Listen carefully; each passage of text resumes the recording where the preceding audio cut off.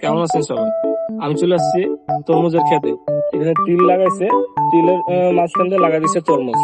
এটা একটা ছোট ক্ষেত বললে ভুল হবে, এটা মোটামুটি একটা সাইজের, কিন্তু এদের কাছে ছোট, আমাদের কাছে অনেক বড়। ক্ষেতটা একটু দেখো,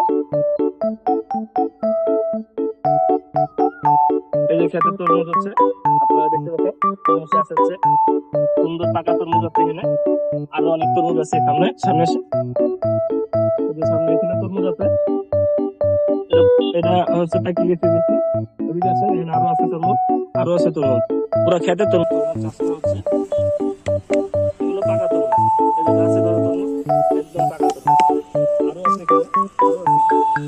এই যে তরমুজ, বড় বড় তরমুজ, ছোট ছোট তরমুজ।